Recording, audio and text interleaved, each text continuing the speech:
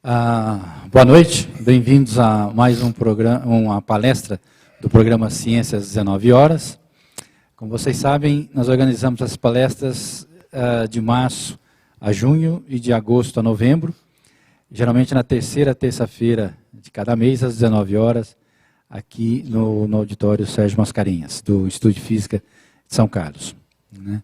A gente grava as palestras e disponibilizamos os vídeos do site, tanto para assistir online, quanto para fazer o download do DVD ou do MP4.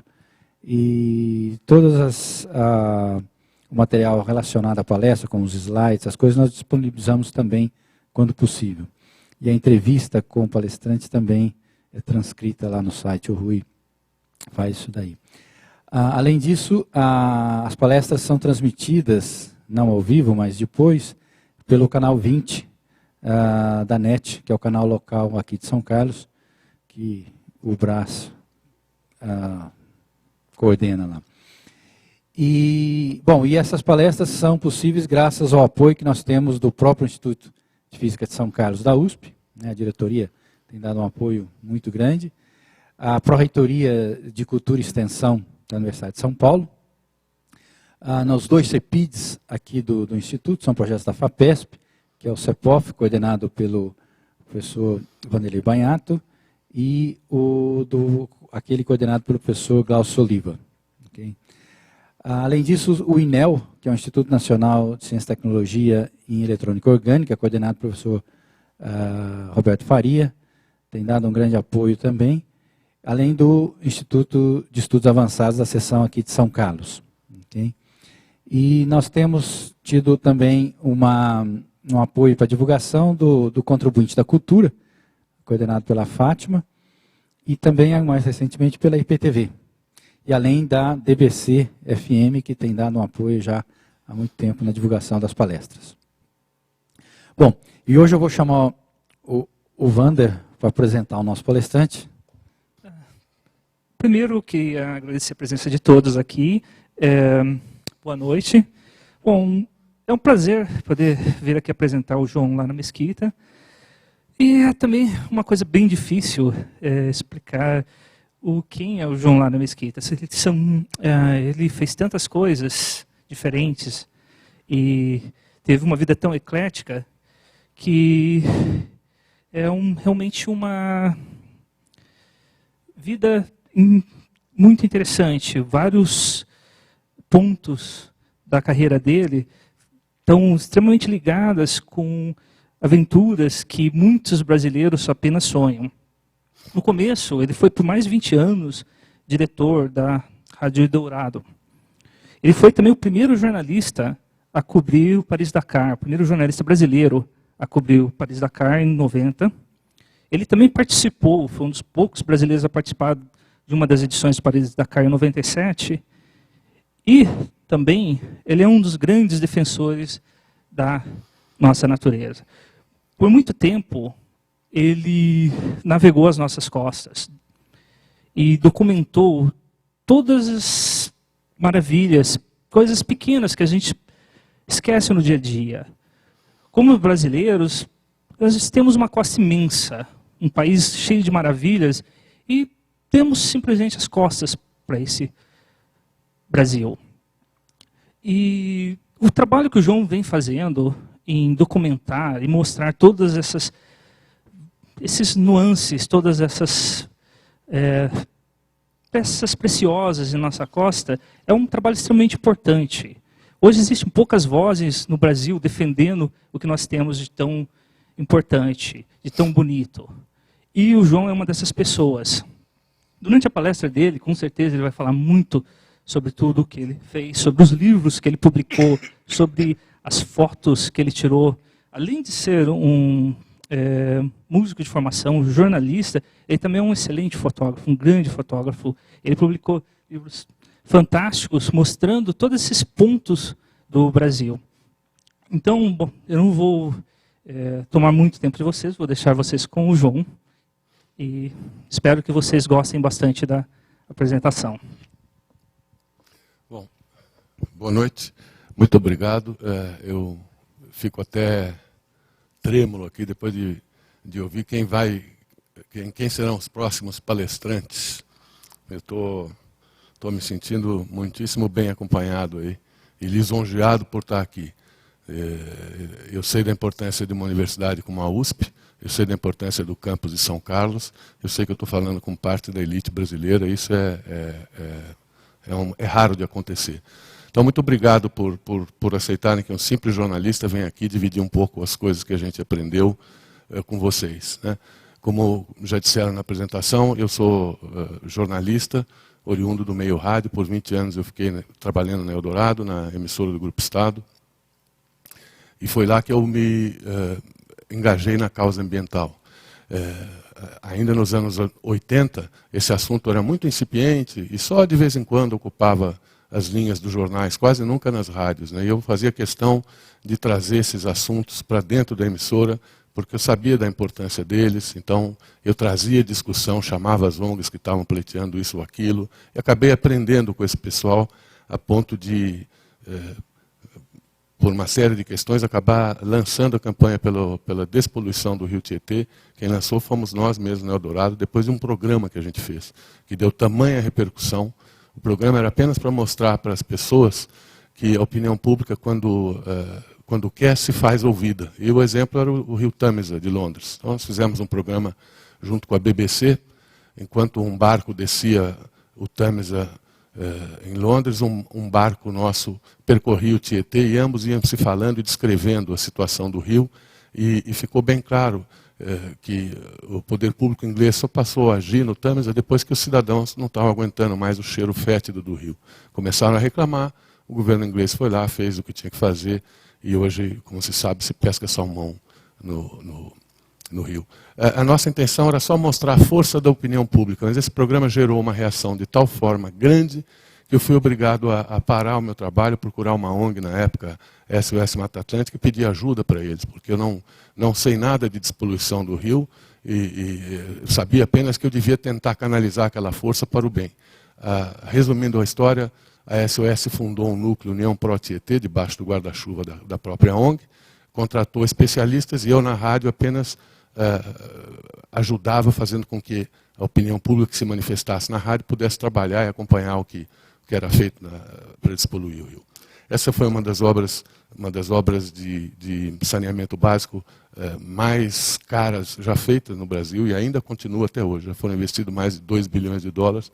É óbvio que a gente nunca vai pescar salmão no Tietê, até porque o rio tem outra dinâmica, né? O Tâmisa é um rio que deságua no mar, é mais fácil você despoluir um rio assim, que é lavado todo dia pelas marés. O Tietê, ao contrário, nasce na serra e vai para o interior. Mesmo assim, de lá para cá já melhorou muito. Muitas cidades ao longo do rio, onde em 1990 não tinha pesca, ou a pesca estava morta, voltaram a pescar, um sinal de que o rio está revivendo.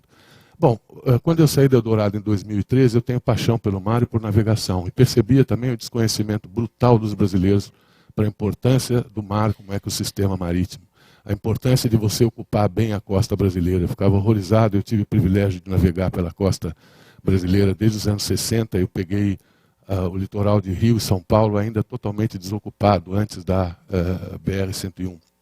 E fiquei horrorizado com a rapidez com que ele foi ocupado e mal ocupado depois da abertura dessa estrada. Isso começou a chamar minha atenção. Eu percebi que as pessoas ignoram solenemente o mar. A maioria dos brasileiros, e não é só um fenômeno brasileiro, no mundo inteiro é assim, a maioria deles relaciona mar a espaço de lazer. Mar para 90% das pessoas é praia, fim de semana, cerveja, biquíni, etc. Quando na verdade é muito mais do que isso. Então, quando eu saí da Eldorado em 2003, eu resolvi aliar meu prazer com o trabalho. E propus então fazer uma série de documentários para a TV Cultura, mostrando como anda a ocupação da costa brasileira. E durante 2 anos, então, eu fiz essa viagem. Levei meu barco até o rio Oiapoque. Ele está afundeado aí, o Mar Sem Fim, o veleiro, e é um pouco disso que eu vou mostrar para vocês. Depois dessa série de documentários, eu fiz outros para Bandeirantes, eu fui até a Antártica com um novo barco, fiz uma série de 5 documentários para Bandeirantes, pela importância que a Antártica tem para o clima na Terra e também para a cadeia de vida nos oceanos. E, finalmente, na minha derradeira viagem para a Antártica, no verão de 2012, o Mar Sem Fim, meu barco acabou naufragando, foi um baque tremendo. Nós passamos uma situação extremamente apertada. Tudo isso eu vou mostrar para vocês e a gente depois pode conversar um pouco mais a respeito. Então, como eu falei, a viagem começou no rio Oiapoque. Eu levei o barco até, ele estava fundeado um pouco atrás desse marco, e aí a gente já começou a ver os principais problemas que a costa brasileira enfrenta. Um deles é a mentira institucionalizada, né? Infelizmente, o poder público mente descaradamente. Presidente da República, senador, deputado, prefeito. É uma lástima isso, mas está incrustado na gente. Vocês veem aí essa placa colocada pelo governo do Estado, e exatamente atrás dela tinha a boca de lobo que joga todo o rejeito dos 15 mil habitantes do município do Oiapoque direto no rio. E o rio deságua no mar. Esse é o maior problema dos oceanos no mundo, poluição ambiental. Diariamente, 2 milhões de toneladas de esgoto não tratadas são jogadas nos oceanos. E aqui no Brasil não é diferente. Outro problema sério que a gente tem, eu começo a mostrar os slides na direção em que eu fiz a viagem, do Oiapoque até o Chuí. Outro problema que a gente enfrenta é a poluição industrial.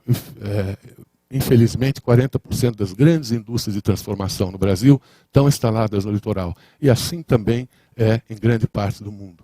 E são indústrias pesadas que são poluentes mesmo.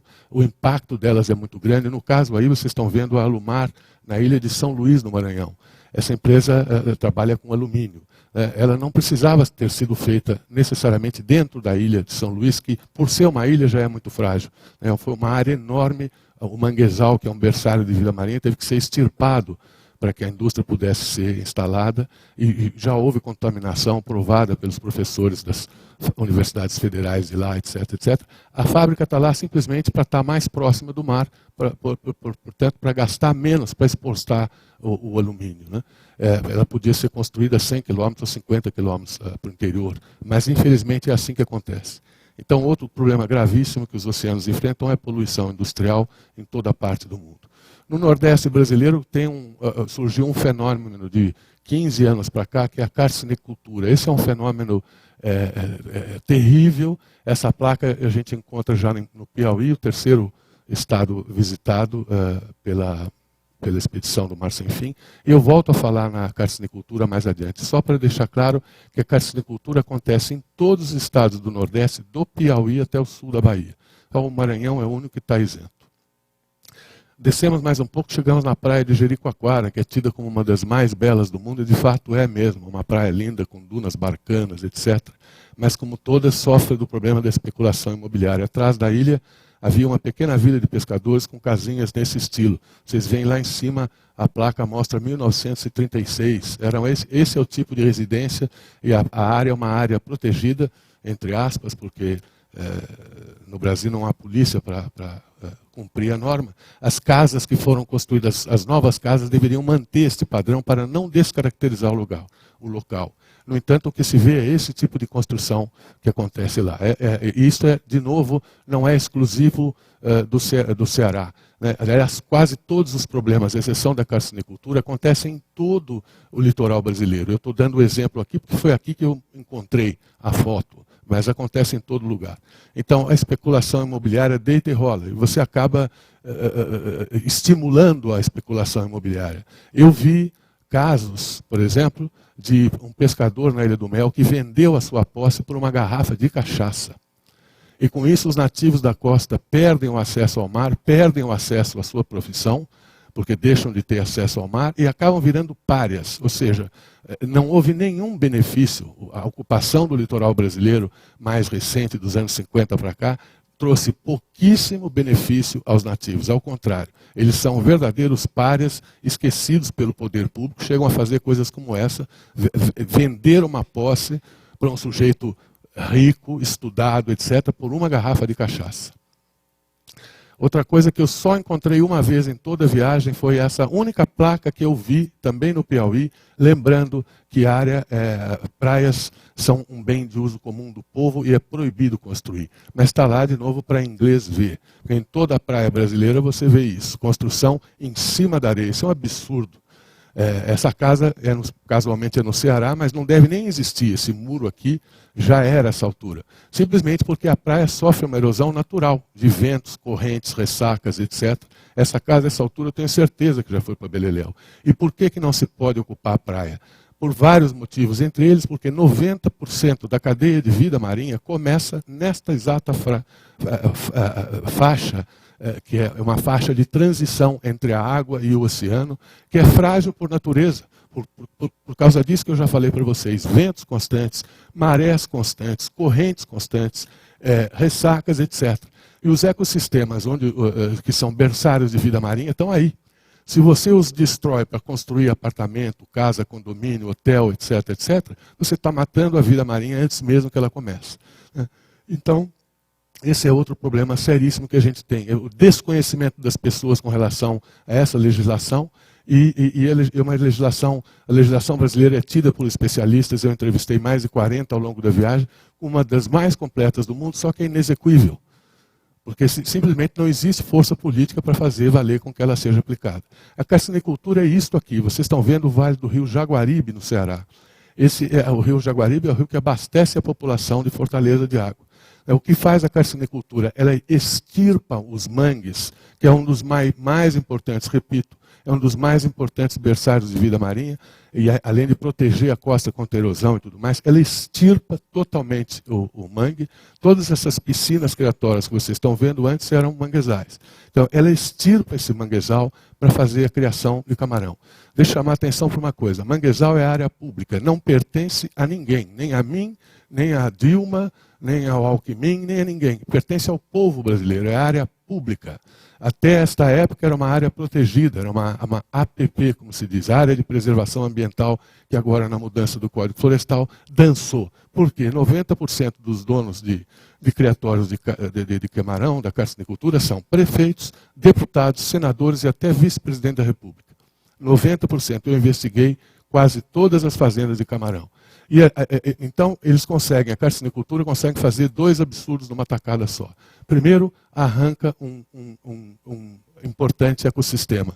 Né? É tido e havido pelas FAOs do mundo, pelos especialistas, que a causa da perda de biodiversidade no planeta é o desaparecimento de habitats naturais. A segunda é a introdução de animais exóticos. A carcinicultura faz os dois numa tacada só. Extirpa o mangue e decidiu criar um camarão originário do Pacífico, o Paneus vanamei. É evidente que esse camarão escapa dos criatórios e acaba indo para a região costeira, tomando o lugar da fauna nativa. Sem falar os conflitos sociais que esse tipo de empreendimento causa.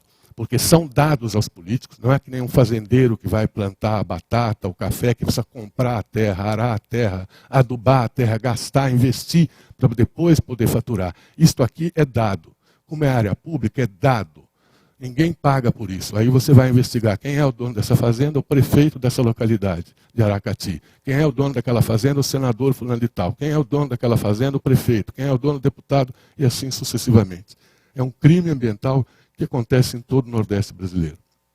Fora, como eu disse, a especulação imobiliária. Né? No Rio Grande do Norte você chega a ver placas até em inglês. Por sorte, nós tivemos a crise econômica de 2008, que segurou um pouco a especulação que estava explodindo no Nordeste, porque as terras estavam sendo vendidas para espanhóis, portugueses, ingleses, etc., para a construção de resorts e coisas no gênero, enfim, detonando ainda mais a paisagem nossa, que é tão bela e tão conhecida. Né? A crise de 2008 deu uma paradinha nisso. Ainda no Rio Grande do Norte, a gente chega num dos locais mais lindos e mais importantes da costa brasileira, tem sorte de estar longe da costa, algo com 260, 300 milhas, que é o Atol das Rocas. Né? É uma formação coralínea, os corais são, sem dúvida, o mais importante ecossistema costeiro. 25% de toda a vida marinha depende dos corais. Para procriar. Eles são comparados às florestas tropicais em termos de biodiversidade. Nesse caso, é um parque marinho, a gente tem sorte porque ele é longe da costa, então é difícil de chegar lá, e esse parque é protegido por uma funcionária do IBAMA, que é uma benegada que mora na ilha, e com isso qualquer tipo de desembarque predatório ou pesca predatória é logo denunciado, então esse atol está aparentemente salvo e continua cumprindo sua função, que é ajudando a repovoar a costa brasileira. Nós, paulistas, somos bastante arrogantes, a gente acha que a gente sabe de tudo, e eu chegar na Paraíba para tirar o chapéu para os paraibanos. É o único estado brasileiro que proíbe construção na orla. Não existe outro. Os paraibanos estão de parabéns, estão dando um exemplo para todos nós. Eles conseguiram encaixar na Constituição Estadual, na época da ECO 92, um capítulo referente ao meio ambiente que proíbe terminantemente a construção no litoral. A construção só pode acontecer X metros praia dentro, e na primeira fileira são casas de tal tamanho, na segunda um pouco mais alto, na terceira um pouco mais alto, e o espigão só vai aparecer lá no fundo. Então, o litoral da Paraíba está praticamente igual ao que Cabral viu. É o único estado brasileiro, você vê que tem exemplos lá, se os paraibanos podem, porque os paulistas, cariocas, enfim, gaúchos também não podem. Basta querer. A gente chega no Recife e vê outro problema comum nos mares do planeta, o deslastreamento. Isso aí é água, o navio deslastreando. O que é água de lastro? O navio, quando está na África, no Brasil, ele pega essa água para ajudar a equilibrar o barco no mau tempo, em alto mar, etc. Quando ele chega no lugar onde ele vai descarregar a carga dele, ele deslastreia. Esse é um navio que, por exemplo, pegou essa água na África e junto com a água vem uma série de micro-organismos, bactérias, etc, etc. A IMO, que é a Organização Marítima Mundial, fez um acordo de cavaleiros aí com os vários países que se comprometeram a deslastrear só 100 milhas da costa, em alto mar. Por quê? Esses organismos são pegos no litoral. Se você joga eles no alto mar, eles acabam morrendo. Não gera problema de infecção, de criação de animais exóticos, etc.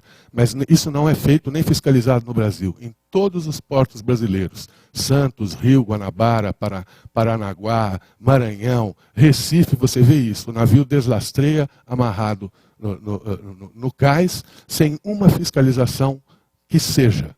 E junto com ele, despejando no mar dezenas de milhares de organismos exóticos. A ONU considera esse um dos maiores problemas dos oceanos hoje em dia, água de lastro. Ainda em Pernambuco, outra referência da costa brasileira, que é o arquipélago de Fernando de Noronha, um dos primeiros parques nacionais marinhos. Eu conheço Fernando de Noronha desde 1986, foi a primeira vez que eu fui lá. Até o ano passado, tenho voltado praticamente todo ano, você não observa nenhuma mudança na fisionomia do arquipélago. Porque, de novo, ele tem uma equipe permanentemente sediada lá, apesar de ser um lugar onde moram 2.000 e poucas pessoas, um lugar onde tem alta visitação. Se fosse minha decisão, eu até diminuía, porque as ilhas são extremamente frágeis. Se você pisa na vegetação seca, ela não nasce mais, por exemplo. O solo é poroso, existe uma série de problemas.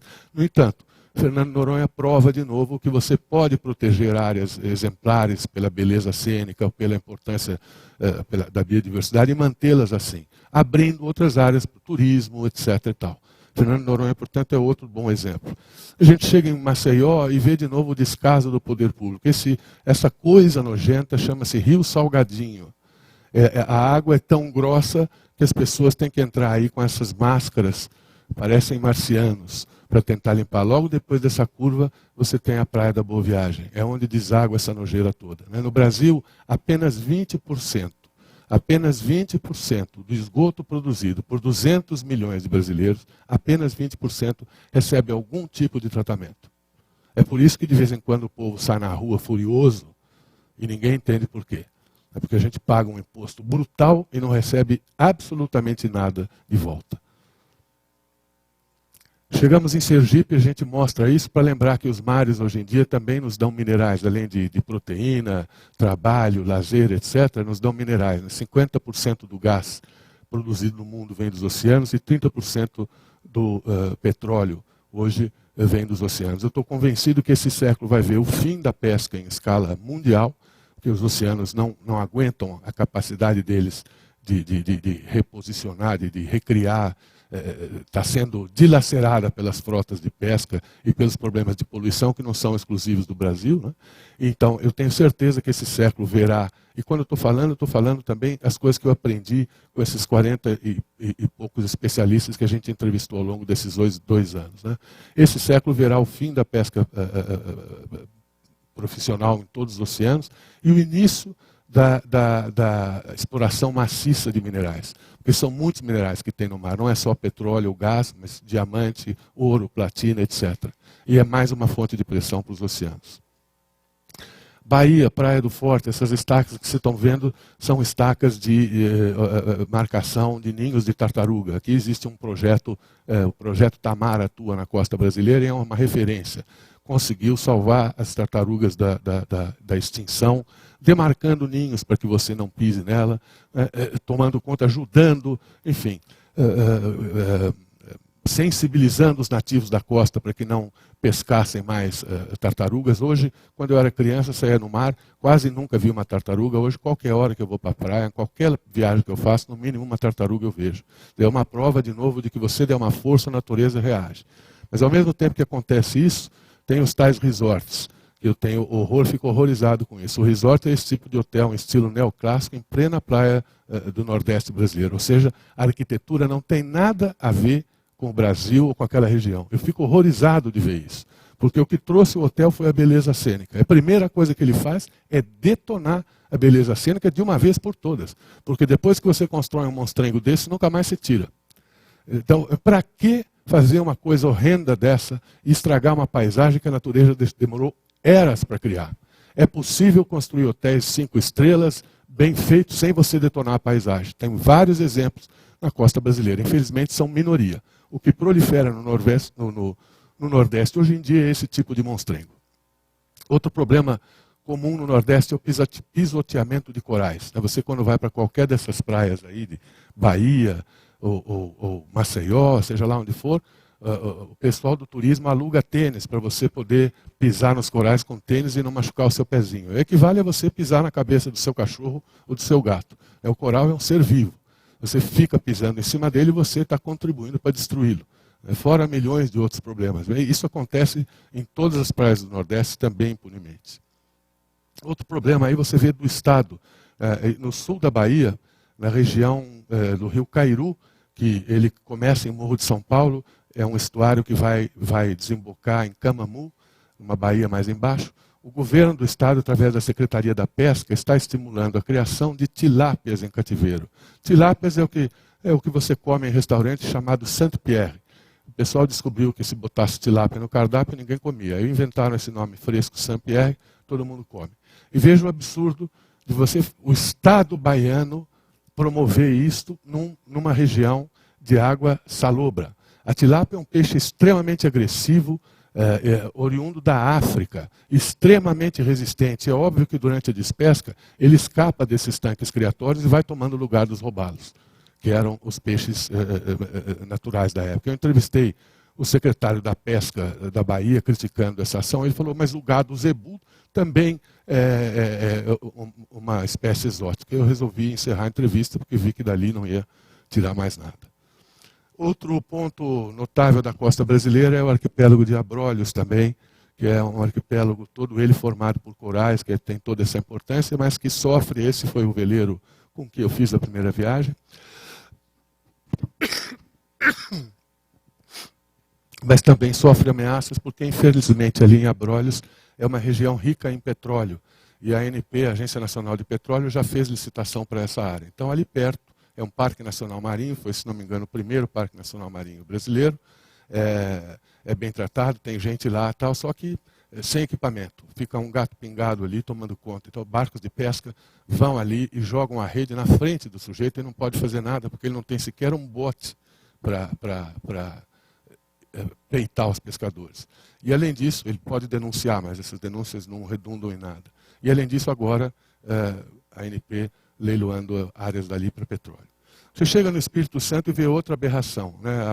O Espírito Santo era coberto de Mata Atlântica, hoje ele é coberto de eucalipto. Isso que vocês estão vendo, o primeiro plano é Mata Atlântica, o segundo plano é eucalipto. Em todas as praias, o mar está a 50 metros à direita dessa foto. Em todas as praias que você for do Espírito Santo, eu fiz o teste. Em todas as praias, basta olhar para o lado que você vai ver eucalipto. Ou seja, fizeram reflorestamento em lugar de Mata Atlântica. A mata com maior biodiversidade do mundo. E hoje acabou. 98% da Mata Atlântica do Espírito Santo já era. Chegamos no Rio de Janeiro e a gente descobre uma das zonas mortas que a gente tem. Zonas mortas, de acordo com a FAO, são zonas sem oxigênio para que haja vida. Há hoje nos mares do planeta 600 áreas dessas, que vão de 2.000 km² até 70.000 km². A Baía de Guanabara é a nossa contribuição para isso, né? A Baía de Guanabara tem 3 refinarias de petróleo dentro dela, milhares de pessoas que moram no entorno, todas elas em favelas. Diariamente, para resumir, 15 mil litros de esgoto não tratado são jogados na Baía de Guanabara por segundo, 365 dias por ano, todos os anos. É uma zona morta, assim como a Baía de Santos também é. Fora as favelas proliferando por lá, né? Que além de tudo é um atentado contra a vida, porque em qualquer chuva isso aí desmorona e bau. Chegamos em São Paulo e outra aberração aparece. Esse é o Parque Estadual da Ilha de Anchieta. Ilha Anchieta era uma ilha que nos anos 60 eu frequentei muito, tinha uma avifauna fantástica. Nos anos 70, a Fundação Zoológico teve a infeliz ideia de soltar animais não oriundos dessa ilha. Soltaram pacas, capivaras e saguis. Esses bichos não têm inimigos naturais. Então hoje você desce nesse parque, dá um passo e já você vê enormes ratões desse tamanho, que é uma capivara, destruindo o que tem de vegetação. E saguis se alimentam de ovos de pássaros. Então onde havia antes uma exuberante avifauna, hoje não tem mais. Acabou. Quando eu questiono o IBAMA sobre isso, por que vocês não vão lá e matam esses animais? Ele diz, não pode matar, porque é bicho. Matar a gente pode. Por diarreia, como morrem todos os anos milhares de crianças nesse país por falta de planejamento. Mas matar capivara, o IBAMA não deixa. Litoral norte de São Paulo, também a nossa Mata Atlântica perdendo espaço cada vez mais para a favela. Ou seja, São Paulo não é melhor que os outros. Aí você vê os empreendedores contribuindo para detonar uma paisagem de novo milionária. Eu não consigo me conformar com isso. Eu acho de um egoísmo total. O sujeito comprar um prédio aqui para ter vista bonita do mar. E com isso ele destrói um pedaço do litoral que demorou alguns milhões de anos para se formar. Não compreendo essa lógica. Ainda no sul de São Paulo você tem um oásis, que é o estuário Iguape, o Lagamar, Iguape, Canané, Paranaguá. Começa ali pela região de Jureia. Talvez por ser a parte mais pobre do estado de São Paulo, ela foi a última a ter estradas, etc. Isso ajudou a preservar um pouco. E depois essa área toda de manguezais, que não é o que o imaginário popular julga o paraíso. O paraíso tem água cristalina, praia branca, etc. Isso ajudou um pouco a preservar esse sul de São Paulo, que permanece, é uma área, unidade de conservação e permanece em bom estado. Você vê aí de novo o Mar Sem Fim, eu fiz um trecho da viagem aí por dentro. Eu entrei por Canané, fui por pequenos canais até para Paranaguá, para poder filmar de perto e mostrar para as pessoas a beleza do ecossistema manguezal. Chegamos em Paranaguá e mais uma vez o problema de sempre é a água de lastro, como em todo lugar. Chegamos em Santa Catarina e de novo a destruição da beleza cênica. Eu posso me conformar com o que aconteceu com o Guarujá, Santos ou Rio de Janeiro, que foram ocupadas nos anos 20, 30, 40 do século passado, quando não se tinha as informações que se tem hoje. Mas Santa Catarina, o litoral de Santa Catarina, isso aí tudo, foi ocupado nos anos 80. Então ninguém pode alegar falta de informação. E as praias de Santa Catarina viraram isso.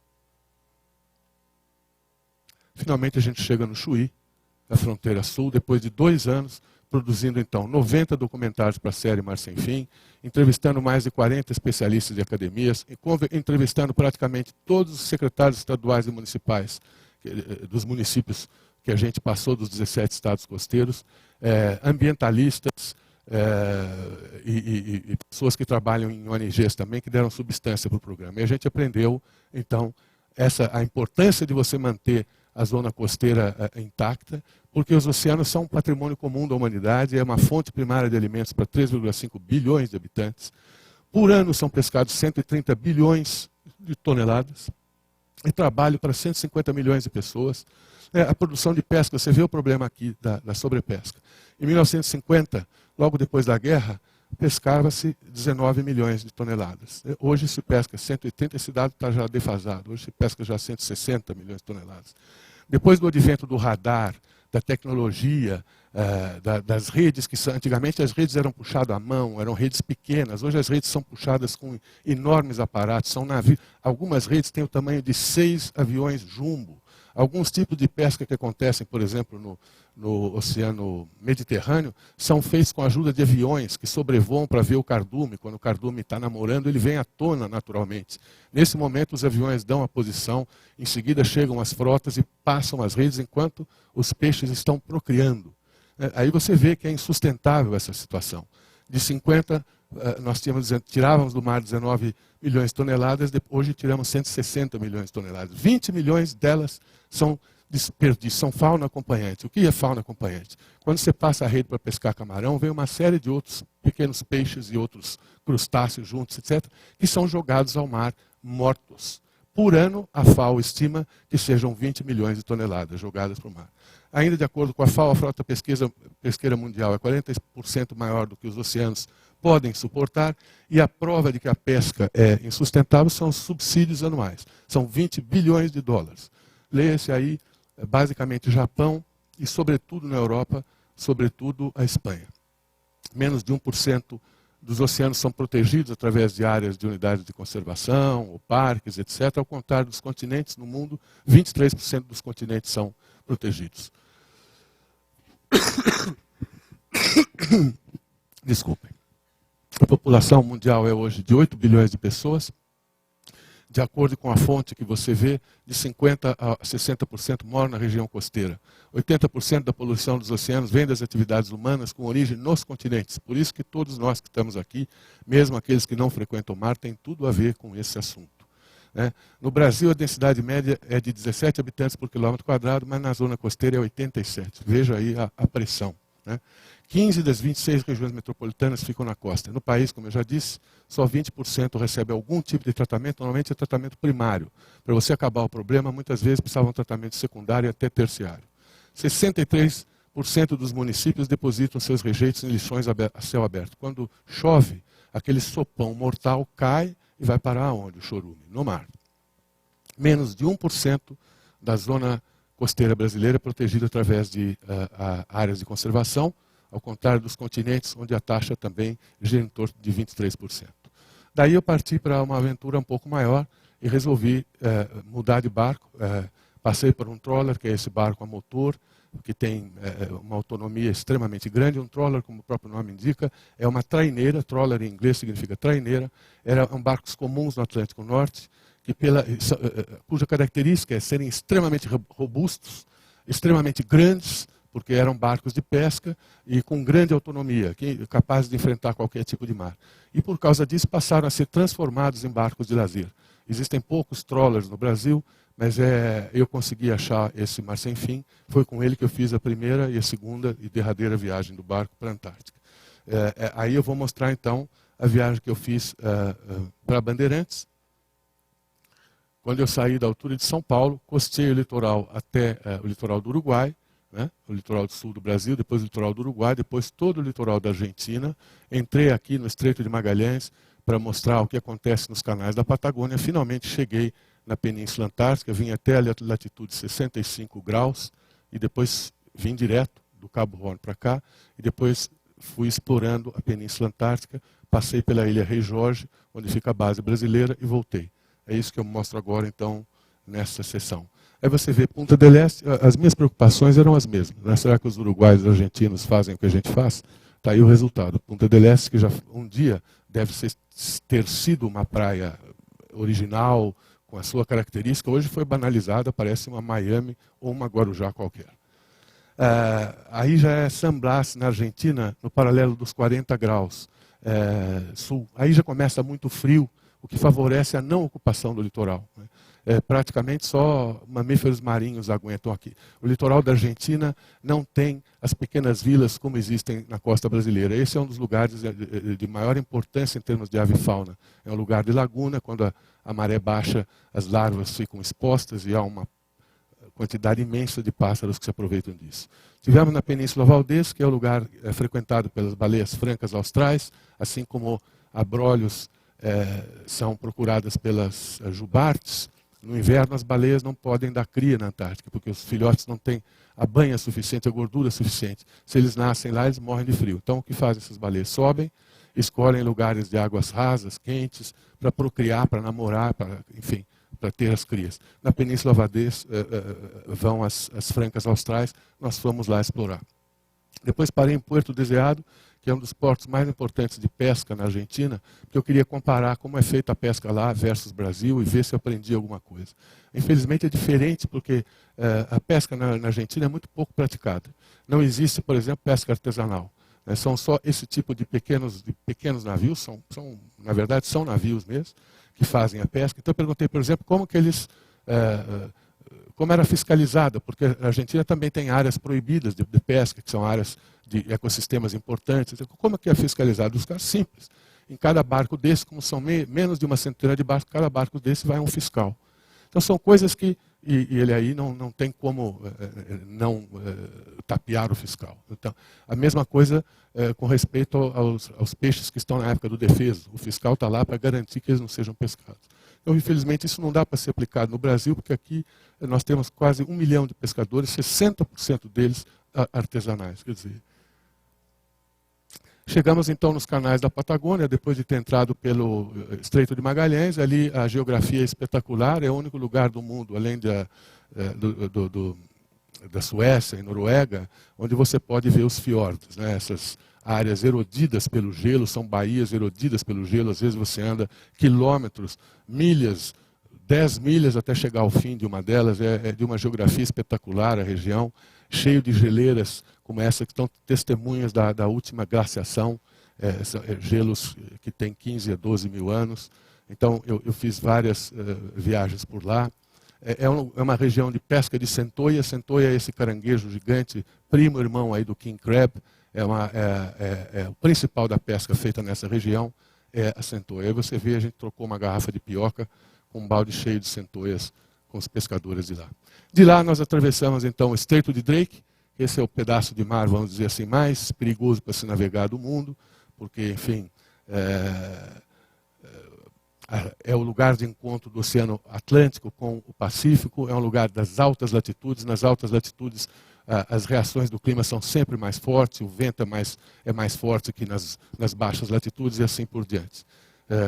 Mas existem previsões de tempo hoje muito bem feitas. Nós tivemos uma boa previsão, atravessamos sem problemas e fomos direto para os 65 graus de latitude sul, onde fica a base ucraniana Vernadsky. Essa era a antiga base inglesa Faraday. Essa base foi muito famosa porque foi aí nos anos 80 que os ingleses descobriram o buraco na camada de ozônio. E houve depois uma movimentação mundial, conseguiram banir o CFC dos produtos que a gente compra, e hoje o buraco que antes estava abrindo, cada vez mais nos ameaçando, já está se fechando. Uma prova, de novo, de que quando a gente quer, a gente é capaz de conseguir as coisas. Em todas essas bases que você visita na Antártica, você é convidado a entrar, bater papo, saber o que eles estão pesquisando, etc. Alguns dados dela, esse já, na época de Ptolomeu, já se imaginava que haveria a Antártica. Em 1578, Francis Drake foi o segundo a fazer uma circunnavegação depois de Fernão de Magalhães. Ele descobriu aí o Estreito de Drake, que leva o nome dele. O primeiro cientista a ir para os mares austrais foi o Edmund Halley, que navegou até o sul das Malvinas, foi o primeiro a desenhar o iceberg, mostrar para o mundo que aquilo existia. Depois, no século XVIII, James Cook navegou insistentemente por lá, procurando avistar a Antártica, sabia da existência da Antártica, mas não conseguia. Cada vez que ele dava um bordo para o sul, ele era impedido pelo gelo, que congela e impede a aproximação dos navios. Ele terminou a viagem convencido da existência da Antártica, mas sem conseguir enxergá-la. Quem acabou descobrindo a Antártica foram os foqueiros e baleeiros. Esse pessoal, no século XIX, no final do século XVIII, e no 19, começaram a caçar focas pela facilidade. A foca é um bicho dócil, fica parado na praia, em colônias imensas, por causa do óleo das focas, né? A pele também era vendida para os chineses, que dominavam a técnica da peleteria. E os elefantes marinhos também pela gordura, para iluminar as ruas de Londres, as máquinas da Revolução Industrial, etc. E eles, em 2 temporadas, detonaram com as focas existentes nas Malvinas, na Geórgia do Sul e nos arquipélagos Juan Fernandes, que fica mais ou menos na mesma altura, do lado do Pacífico. Então começaram a descer para o sul, atrás de outras ilhas, e foram descobrindo as ilhas adjacentes da Antártica, e a própria Antártica deve muito de sua descoberta a eles. Eles descobriam uma ilha e, em uma temporada, dizimavam totalmente com as focas. É impressionante a resiliência desse bicho.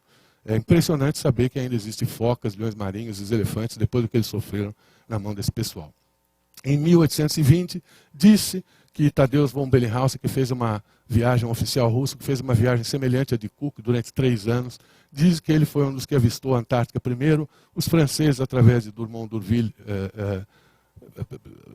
chamam para si a mesma glória. Os americanos com o foqueiro Nathaniel Palmer também, e os ingleses com o foqueiro John Biscoe também. Todos dizem que foram os primeiros a avistar. Enfim, a Antártica teve lá suas curiosidades, não foi como uma América do Norte ou como o Brasil a descoberta dela. Em 80, então, em 50 e 90 foi o ápice da atividade foqueira, em 12 Amundsen chega ao Polo Sul. Em 46, depois da guerra, começou uma certa briga pela Antártica. E os Estados Unidos, então, uma briga por reivindicar território na Antártica. A Argentina dizia que era dela pela proximidade, o Chile também reivindicaram território, Nova Zelândia fez o mesmo pela proximidade, Noruega e Inglaterra também reivindicaram território, alegando protagonismo histórico. Os Estados Unidos, então, perceberam que vinha ali um grande rolo e impuseram esse ano geofísico internacional, propuseram isso e acabaram forçando a barra para que as nações assinassem o Tratado Antártico, que consagra a Antártica, congela as pretensões territoriais a um só tempo e consagra a Antártica à pesquisa e à ciência pela importância que ela tem para o mundo. O Brasil, a base brasileira fica nas ilhas Shetland do Sul, que estão a mais ou menos 100 quilômetros da Antártica, na ilha Rei Jorge, onde antigamente havia essa base inglesa. O Brasil aderiu ao Tratado Antártico em 75. Em 82, o governo federal criou o ProAntar. Em 1984, a base Comandante Ferraz começou a funcionar, só funcionava nesse período no verão. Em 86, passa a ser permanente, funcionando no verão e no inverno, e foi destruída, infelizmente, em 2012, em fevereiro de 2012, por um incêndio na base Ferraz. A Antártica tem, de habitantes permanentes, 1.500 pesquisadores no inverno e cerca de 4.500 no verão. E aí nós visitamos os sítios históricos. Port Lockroy é um dos RITs da Antártica, é uma base inglesa construída em 1940, ela se mantém como um sítio histórico, e você entra lá dentro e vê os equipamentos que os ingleses tinham, era um antigo porto baleeiro, como todos os lugares que você vai da Antártica, você vê isso, aí você vê o baleeiro. Né? É um dos poucos lugares onde não tem neve, menos de 2% do território antártico não tem neve, não está coberto de neve. Esses 2% são disputados pelo ser humano e suas bases, as aves para nidificar e os mamíferos marinhos. Por isso que é muito frágil a coisa lá. E Port Lockroy não é exceção. E você entra e aquilo está lá como se os ingleses tivessem dado uma volta. É uma verdadeira viagem no tempo. Os mesmos equipamentos, a vitrola que vocês veem lá no fundo, o bar onde eles ficavam, a vitrola funciona até hoje. E tudo isso você pode conhecer. Dispensa, tem lá os produtos que eles usavam, etc, etc. E aí nós fomos conhecendo, fomos subindo de volta. Essa é a Baía Palmer, um dos lugares mais bonitos da Antártica. Aquelas montanhas que você vê atrás são montanhas que antes eram grudadas nos Andes. Né? No tempo do Gondwana, a Antártica era grudada nos Andes, ela se desgrudou e enfim, a geologia lá foi estudada e chegou-se à conclusão que é um prolongamento dos Andes. Tivemos na base Brown, Argentina, mais um lugar fantástico. Conversamos com eles. Paramos na Baía Doran, que é outro dos RITs da Antártica, onde o Amir Klink invernou e se consagrou como navegador polar. E durante toda essa viagem a gente ia cruzando com a fauna e a flora, né, da região, que elas estão por todo lugar, e por paisagens assim de beleza fenomenal. A Antártica é o continente mais frio, mais seco e mais alto em termos de altitude média. São 5 a 6 quilômetros de gelo. Né? 90% da água doce do planeta está lá em forma sólida. Né? E você vê então essa convivência dos mamíferos marinhos, das aves e seu famoso albatroz errantes. Tivemos na Ilha Deception, que é uma cratera de vulcão, também foi descoberta por foqueiros, era um entreposto de foca, você vê lá ainda beneficiamento, aí que eles colocavam o óleo das focas e baleias. A primeira fábrica de beneficiamento de baleia foi levada por argentinos e noruegueses em 1913. 2 anos depois havia 13 fábricas lá. A matança foi pesada.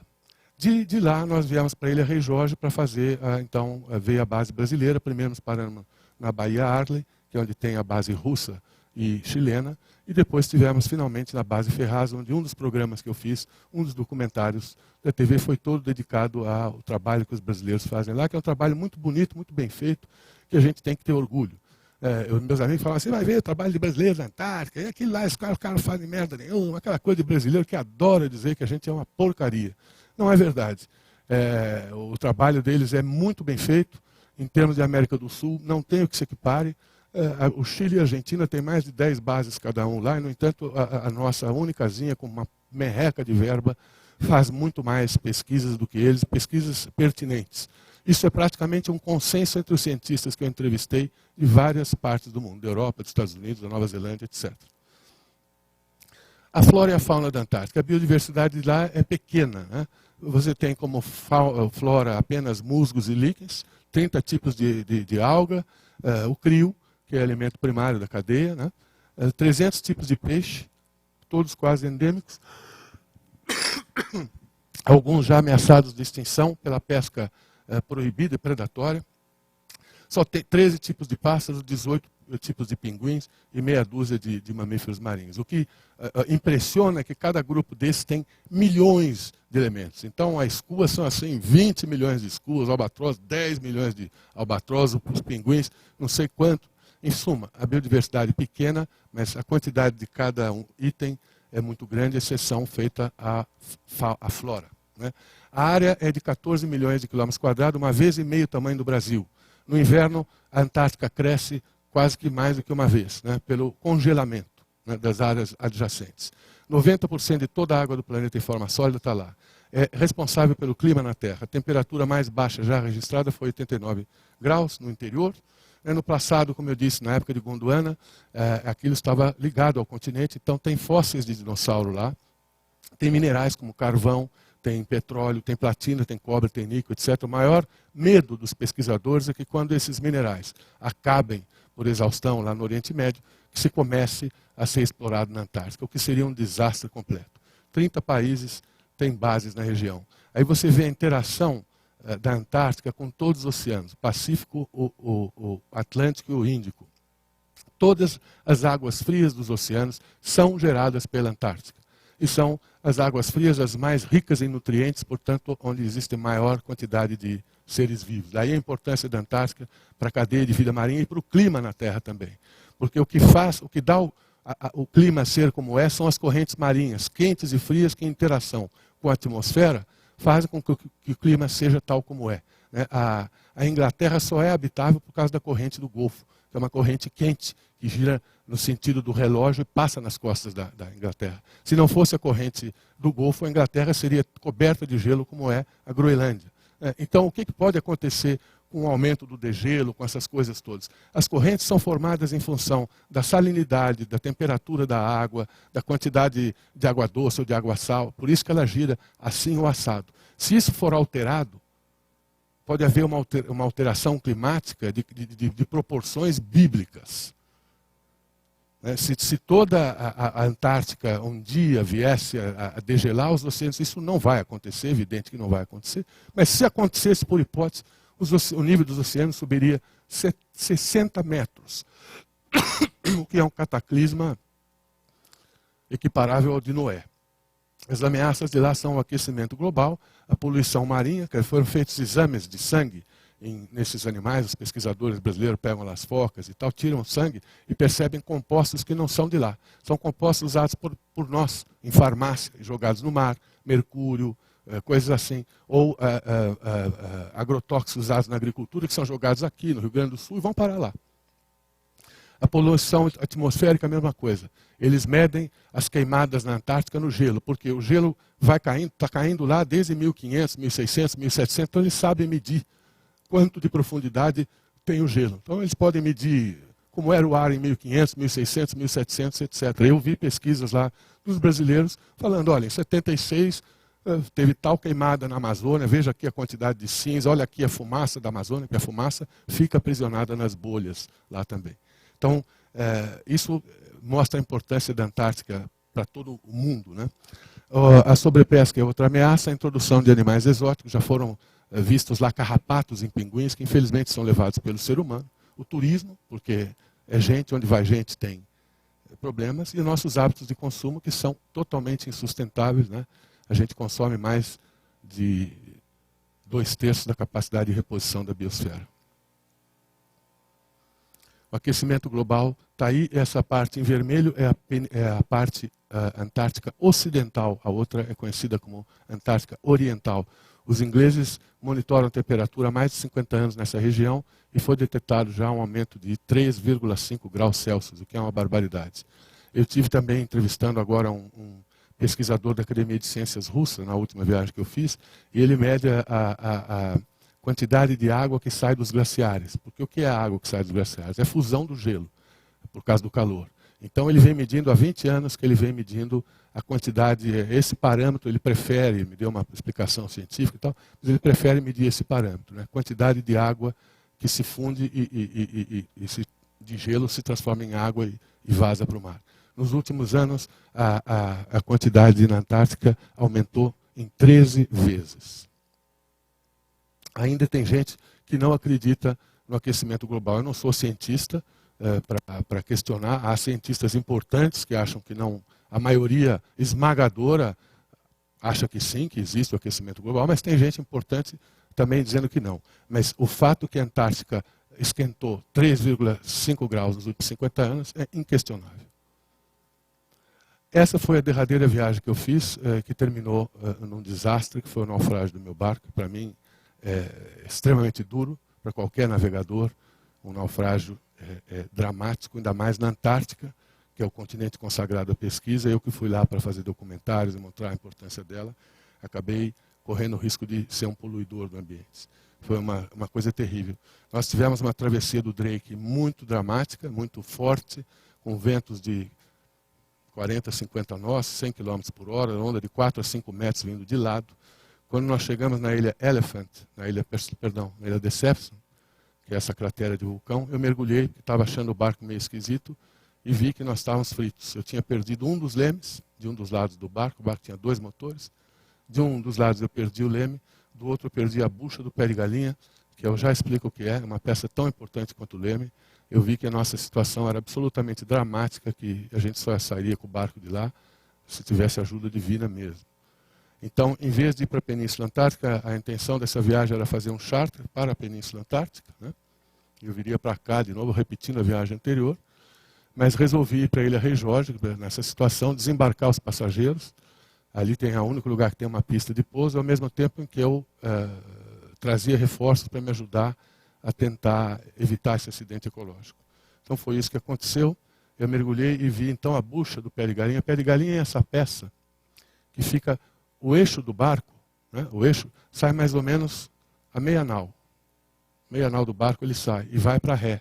Se não tiver uma peça que grude, essa peça de ferro que vocês veem aqui, grudada no casco, o eixo vai ficar balançando. Isto é o pé de galinha, né? É um material de ferro. O eixo é de aço. Para que não haja atrito, existe uma bucha, que é essa coisinha que vocês veem aqui.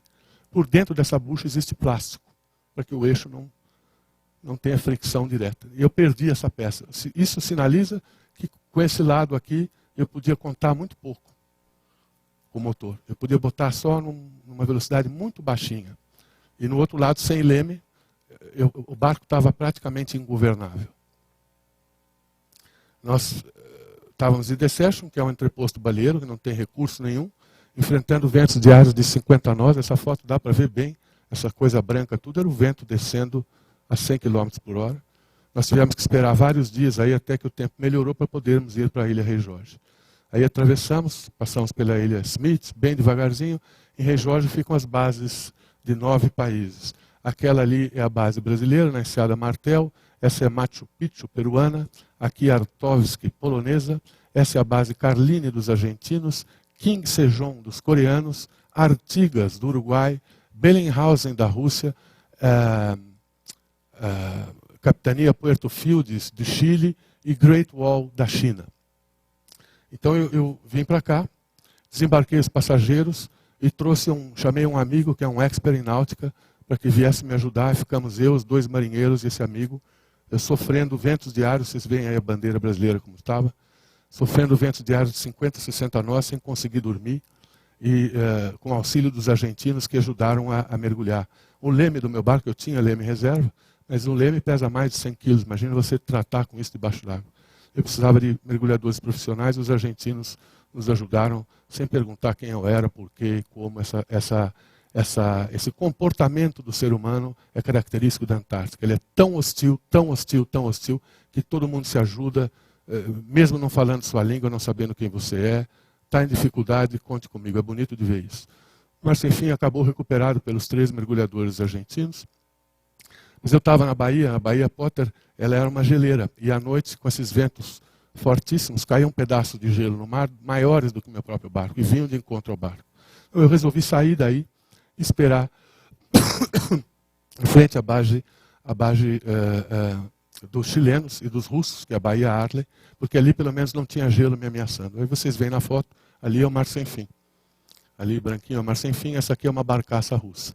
Mas esse foi o único segundo que a gente teve de tempo bom. Imediatamente começaram a soprar ventos de 70 quilômetros, 70 nós, 60 nós, depois foi para 70, depois chegaram incríveis 85 nós de vento. Nós tivemos que abandonar o barco. Né? Esse vento é um fenômeno, é um vento que vem do lado leste, e é raríssimo de acontecer. Normalmente os ventos da Antártica vêm de oeste, do Pacífico, para o Atlântico. Dessa vez o vento era leste. Por quê? Eu descobri isso depois pelo decano brasileiro aí para a Antártica, foi o professor de meteorologia da USP, Rubem Junqueira Vilela, que me explicou esse fenômeno do jato inercial frio. É um tipo de vento que começa no mar de Weddell, que é permanentemente congelado. Foi esse mesmo mar que congelou o Endurance do Shackleton, se vocês conhecem a história dele. Enfim, esse pedaço é permanentemente congelado. Então começa um vento que vem nessa direção e chega aqui, ele barre na cordilheira antártica e não consegue passar. Então o que ele faz? Ele torce. Ele torce para a esquerda e um vento que sai de sul, torce para a esquerda, passa a ser um vento de leste. Ele aí junta-se com os centros de baixa pressão, que vem sempre de oeste para leste, nesse sentido. Né? Então, eu fui pego por esse fenômeno. É por isso que a ilha onde eu estava sofreu esses ventos que são raríssimos de acontecer no verão. Isso não acontece quase nunca no verão. E, no entanto, aconteceu quando eu estava lá. Houve uma manhã que a gente recebeu a previsão que naquela noite entraria ventos de até 85 nós, 150 quilômetros, com ondas de 10 metros dentro da baía. Nós tivemos que abandonar o barco sob pena de a gente morrer lá. Se a gente não tivesse saído na exata hora que a gente saiu, eu não estaria aqui fazendo palestra hoje. Teria ido para o fundo como meu barco foi. Pedimos ajudas aos chilenos, que se desdobraram, conseguiram botar um bote na água, sofrendo ventos de 50, 60 nós, por isso que vocês veem as fotos assim, difíceis de enxergar.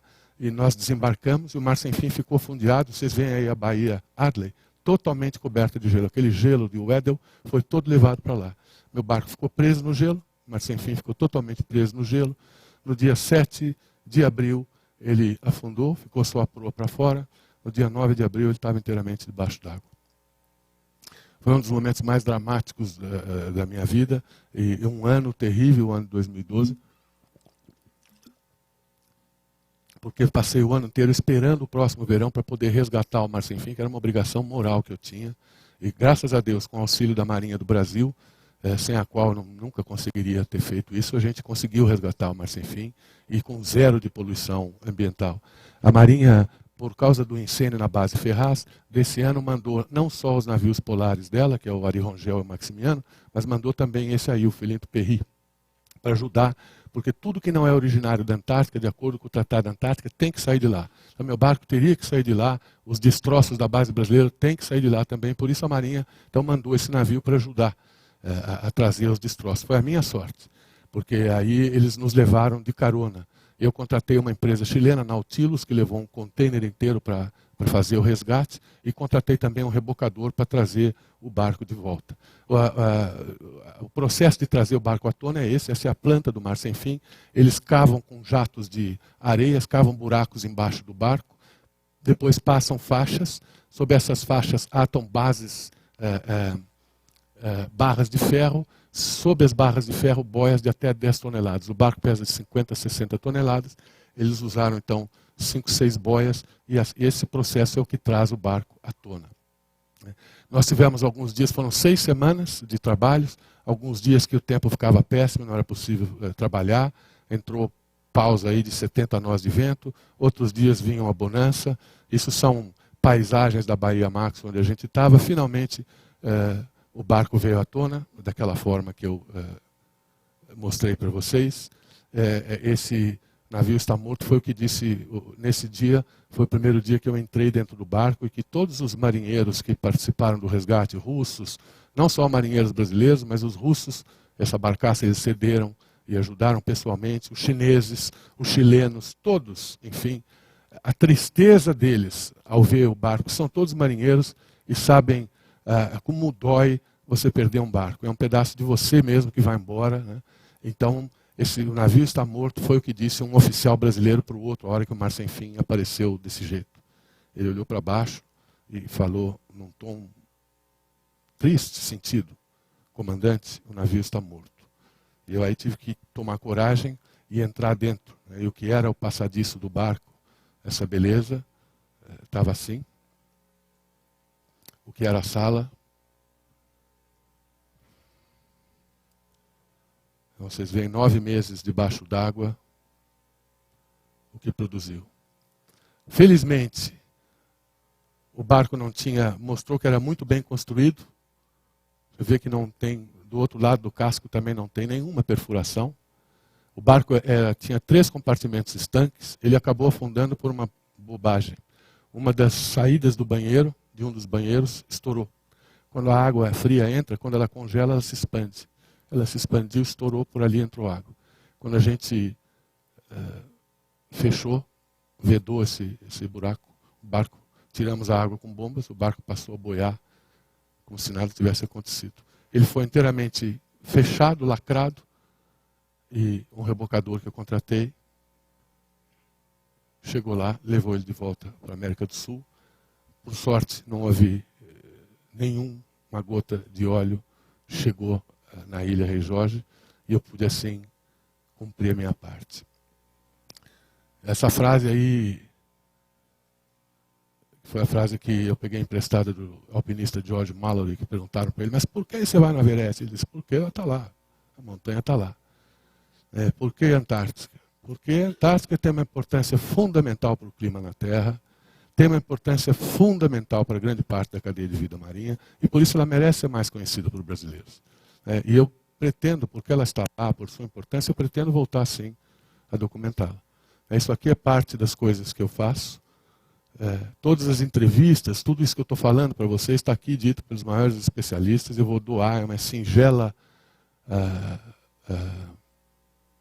contribuição que eu posso fazer para a universidade em agradecimento ao convite que vocês fizeram. E é isso, pessoal. Essas coisas que eu vou vendo, eu transformo em livros.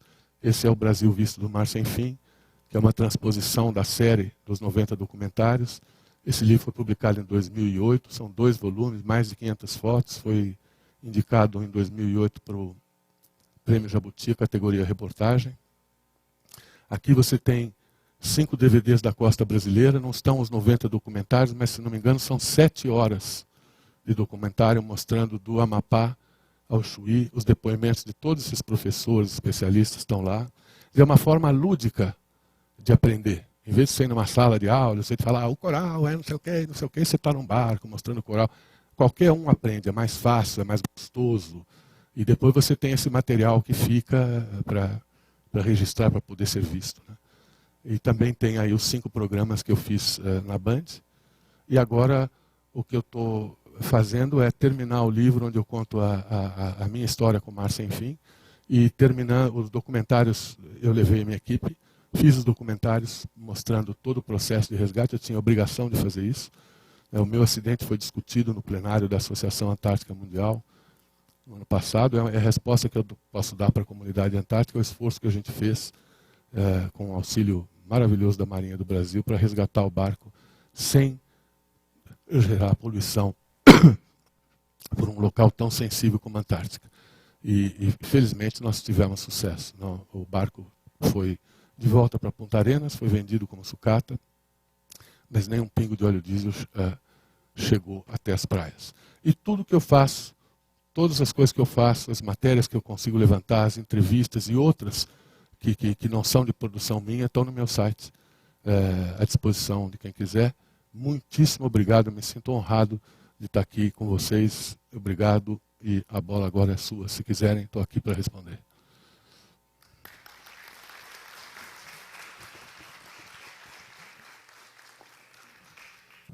Muito obrigado pela palestra, muito interessante. Os livros vão estar disponíveis na biblioteca, vai ser doado para a biblioteca, então vão ficar lá. Quem quiser consultar, eles vão estar lá. Bom, abrimos para perguntas, comentários.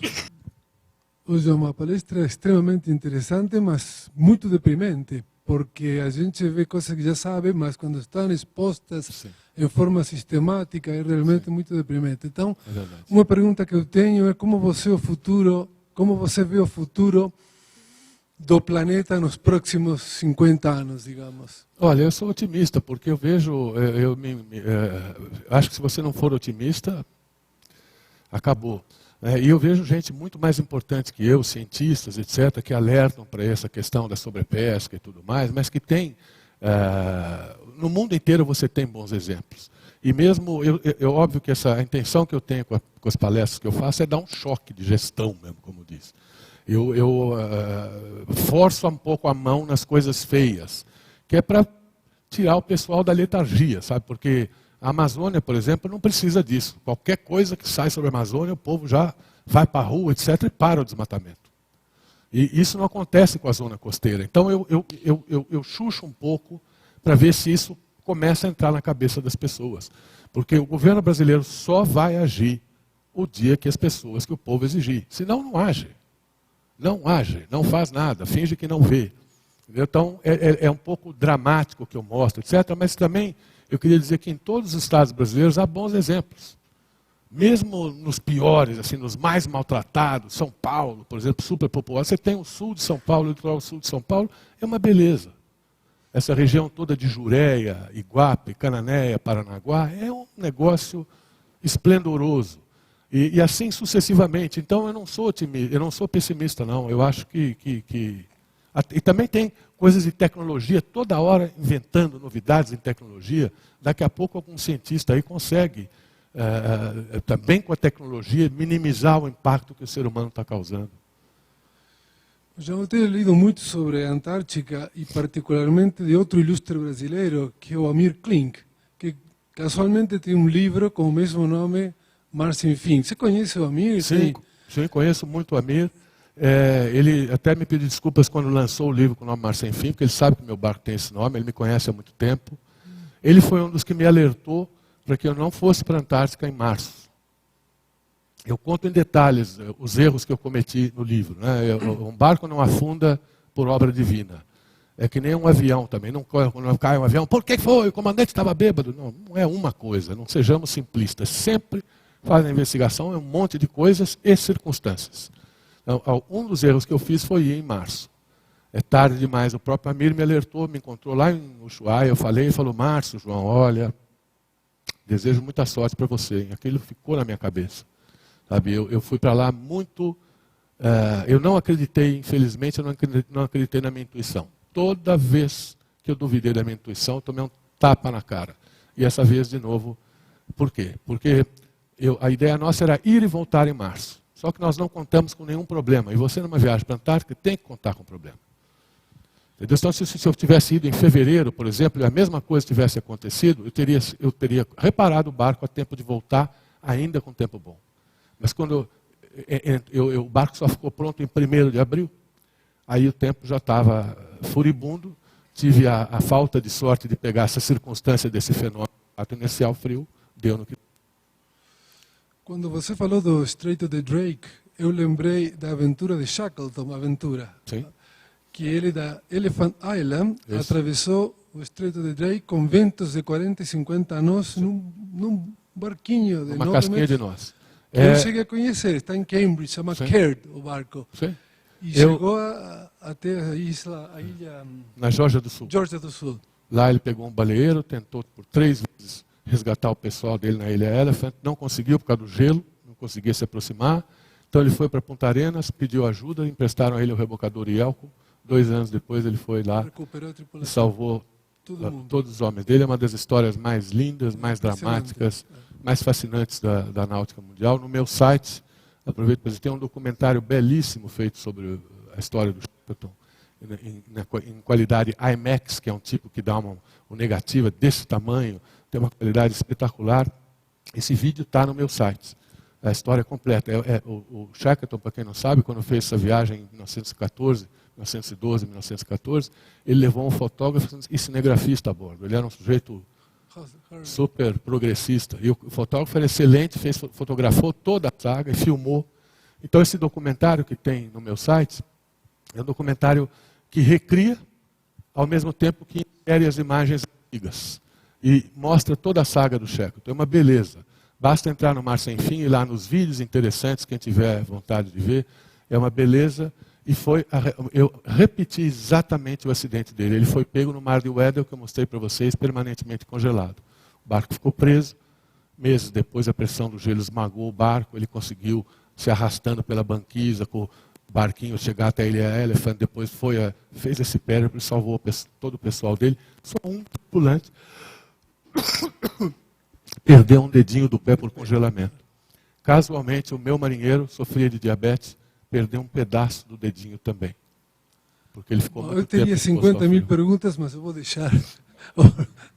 Voltando na parte do impacto da poluição nas nossas costas, você acha que a Olimpíada de 2016 vai ter algum impacto na poluição da Baía de Guanabara? Olha, é difícil. Ela já tem tanta poluição que eu não vejo como. O que o pessoal vai fazer regata ali? São barcos à vela. Não tem como. A Baía de Guanabara é um bom exemplo de como a gente consegue estragar uma área belíssima. Ela é cercada, agora não me lembro a cifra. Eu tenho no meu site. Entrevistei todo mundo ali. É algo como 8 milhões de pessoas no entorno. E sem saneamento. É 15 mil litros de esgoto por segundo, todos os dias. É uma coisa impressionante, quer dizer. O que uma regata pode piorar do que isso aí? Não acredito, não. E você acha que deveria ser mudado para algum outro lugar a vela? Não. Talvez ajude a chamar a atenção. Porque quando nós lançamos o projeto Tietê em São Paulo, que deu certo, apesar de que a maioria do paulistano acha que não, porque passa lá pelo rio, perto de São Paulo, e ele continua tão nojento quanto antes. Mas melhorou muito. Quem mora ao longo do rio, 150 quilômetros fora de São Paulo, já pode pescar.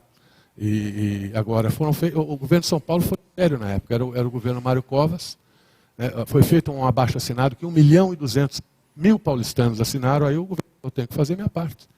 E começaram, e levaram a sério. Por sorte, depois dele veio o Alckmin, o mesmo partido, então não houve aquelas coisas de um partido faz, o outro entra e para, essas sacanagens estúpidas que os políticos brasileiros fazem, não aconteceu. Então o processo do Tietê continua até hoje. Nunca vai pescar lá, nem lambari, na região metropolitana de São Paulo. Isso nunca vai acontecer, porque o Tâmisa tem sorte de estar à beira-mar. Mas que o rio pode deixar de ser aquele esgoto a céu aberto? Pode, sem dúvida pode. Muito dinheiro público tem que ser aplicado lá para você ver se a sociedade quer isso. Já foram mais de 2 bilhões de dólares, agora vai o 3º bilhão de dólares. Sempre em contrapartida com organismos internacionais, mas o Estado tem que entrar com uma parte significativa. Mas continua o processo, entendeu? Então talvez isso, a Olimpíadas, talvez chame a atenção da Baía de Guanabara, que é o cartão de visita do Brasil. E está num estado lamentável. As águas são putrefatas, cheira mal. Você pega um barco e vai até o fim da Baía de Guanabara, é um negócio horroroso. Eu tenho no meu documentário, está aqui, um sujeito jogando a rede e puxando assim, veio 3 copos plásticos, um par de tênis, um não sei o quê, e aí a gente entrevista o pescador. E o cara falando, poxa, ele tem nojo daquele lugar que ele mora. É sujeito humilde, tudo falando, é isso aqui que a gente vê todo dia, sabe? Coisa deprimente. Deprimentes. Eu fiz uma entrevista com o chefe da colônia de pescas da Guanabara. Ele falou, Deus me livre que meu filho queira ser pescador. Deus me livre que meu filho queira ser pescador. Ele vai morrer, se ele quiser. O cara me falou isso com os olhos cheios de lágrimas, sabe? Triste, tá aí. Porque eles veem isso acontecer, mas não tem força, coitado. Eles não são organizados como são sem terra, entendeu? O caiçara, o nativo da costa, é totalmente desorganizado. Então eles estão ao Deus dará. Ninguém defende. Eu tenho uma simpatia tremenda por eles por causa disso. Você vê, eles vivem em situação miserável, mas é uma gente de bem, que recebe com todo o respeito. A casa deles em chão de terra batida é burnida. A gente tem uma impressão que é suja, não é suja. Sabe, com toda uma dignidade. Eles não têm um tostão, fazem questão de fazer um cafezinho para você, de servir um bolinho. É uma gente de bem, sabe, que não merecia essa sina, ser esquecido como são. E ao longo do litoral brasileiro é isso que você vê. Eles estão ali jogados ao Deus dará. Nós temos a criação de camarão, né, lá no Nordeste, temos a criação de molusco, né, em Santa Catarina, ali, e agora já estão começando a criação também até de sardinha em cativeiro. Sim. Você viu algum projeto, mundo afora aí, para conciliar essa produção que às vezes vão ajudar a população, né, do litoral? Sem dúvida, sem dúvida. Pergunta super pertinente, mas não vi. Pelo que eu estudei, a maricultura ainda não é uma questão resolvida no litoral. Porque, por exemplo, eu visitei a área dos canais da Patagônia, a área de criação de salmão. Olha o que os chilenos fizeram. Criam salmão, que é oriundo do hemisfério norte. E o Chile acabou sendo o segundo maior produtor de salmão. Só perde para a Noruega. Mas eu comi o salmão chileno. Parece salmão, tem cor de salmão, mas gosto de isopor. Porque é tratado com ração. E assim, para cada quilo de ração, para você fazer 1 quilo de ração, você precisa 3 ou 4 quilos de peixes. Então aqueles peixes que não eram pescados antigamente, porque não tinham valor econômico, passaram a ser pescados por causa da maricultura. Aí você pega 3 quilos de peixe para produzir 1 de ração. Você já vê que a conta é insustentável. Que eram peixes que não eram visados antes, faziam parte lá das diversas cadeias alimentares e não sei o que passaram a ser brutalmente por causa da maricultura. Então eu não vi nenhum caso. Eu não tenho nada contra a criação de camarão, desde que ela fosse feita no interior, no lugar de um pasto. Mas não no mangue. Sabe por quê? Em toda criação intensiva tem outro problema. Tanto lá na criação de salmão eu vi isso e constatei, como na criação de camarão. É uma criação muito intensiva. Né? Cada tanque daquele tem milhares de camarões, como cada tanque tem milhares de salmões. Então, é muito suscetível à praga. Então, eles jogam antibiótico. Aquilo vai para o fundo do mar. Misturado às fezes de milhões de salmões e tudo mais, aquilo passa a ser matéria orgânica. Por isso que proliferam as famosas marés vermelhas, que são as bactérias nocivas que de repente não tinham alimento para elas e começam a se alimentar disso. E aí proliferam de tal forma que às vezes existe até o que os cientistas chamam de eutrofização daquela área. Ela fica sem oxigênio para que haja vida. Nasce milhares de água, começam a respirar tudo, de repente elas se matam, porque acaba o oxigênio. É isso que gera uma zona morta, que a ONU hoje diz que já tem 600 no oceano. O Golfo do México, por exemplo, onde teve o acidente lá do petróleo, passou a ser, já era uma zona morta por causa do delta do Mississippi. Você vê uma coisa que os americanos, a gente sempre se mira, uma das maiores zonas mortas do mundo está na frente do Golfo do México por causa do rio Mississippi, porque toda a herbicida, agrotóxico usado na agricultura ao longo do vale do rio, quando chove vai para o rio Mississippi, e o rio Mississippi leva tudo para o mar. Isso é pelos americanos, que têm 100% de esgoto tratado, e, no entanto, usam fertilizantes na agricultura. Porque a americana, filho da puta, sacana, não é. Eu não quero que seja confundido com xiita, ambientalista xiita. Eu entendo o problema. Vou dizer para os americanos, então não plante mais, não use agrotóxico. Mas, entendeu? São 8 bilhões de pessoas na Terra, é muito. Então o cara tem que botar agrotóxico, não sei o quê. Um país com a mentalidade dos americanos acabam gerando zonas mortas no mar. O Brasil gera porque não tem esgoto. Porque o Lula, a Dilma, o FHC, ninguém quer enfiar bilhões de dólares embaixo da terra que ninguém vê.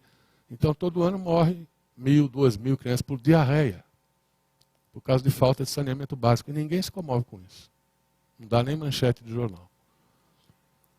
Então é por isso que eu, quando venho nessas palestras, entendeu? Eu faço mesmo um choque de eu quero, pelo menos vocês, sensibilizar. Se eu consigo sensibilizar 2 pessoas, para mim, já ganhei o dia. Começa a cadeia, sabe? E a gente vê que os filhos nossos hoje aprendem isso na escola. Eu não aprendi na escola. A minha geração, a maioria de vocês, eu acredito que também, não sei, eu tenho 58 anos, né? No meu tempo ninguém ensinava essas coisas na escola. Eu fui aprender quando eu era moleque, eu jogava bituca de cigarro na rua. Eu não sabia. Nunca joguei papel, lixo na rua, etc. Tudo, porque meu pai ensinou. Uma bituca de cigarro é meio automático. Quando eu me dei conta que milhões de pessoas fumam e jogam, eu falei, mas meu Deus do céu, nunca mais joguei uma bituca de cigarro.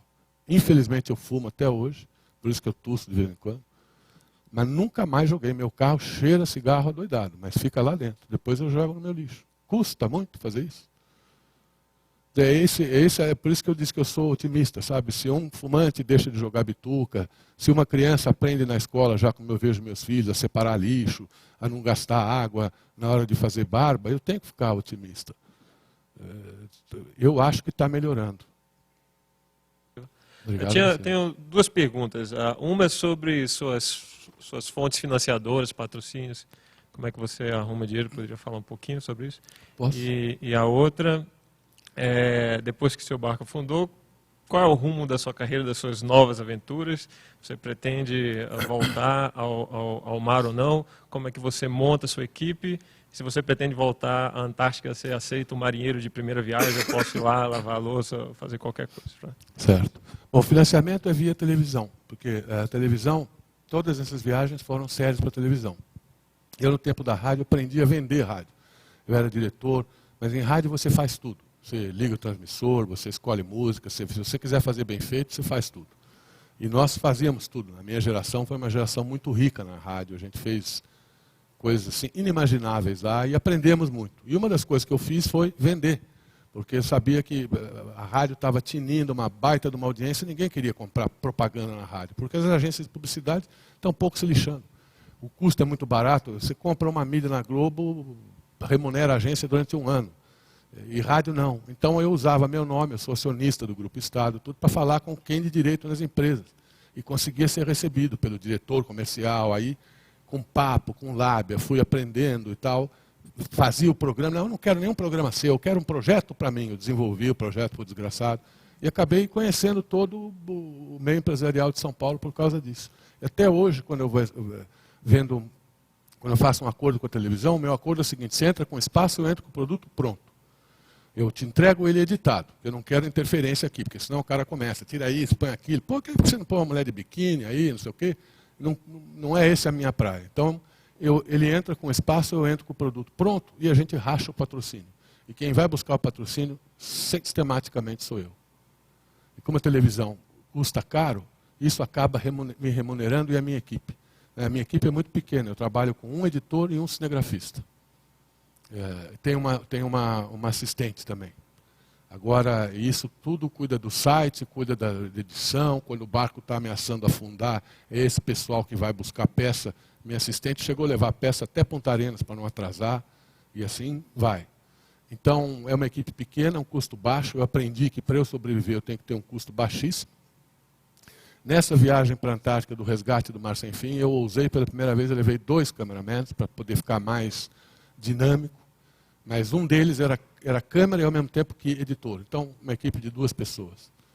E é assim que eu me remunero. A outra pergunta é se eu vou voltar para o mar. Sim, vou voltar para o mar, não tenha dúvida. Eu estou esperando até o fim do ano, eu espero estar embarcado de novo. Estou procurando, estou vendo. Está na fase de eu vender agora esses documentários. Estou começando a procurar iniciativa privada, os documentários do resgate.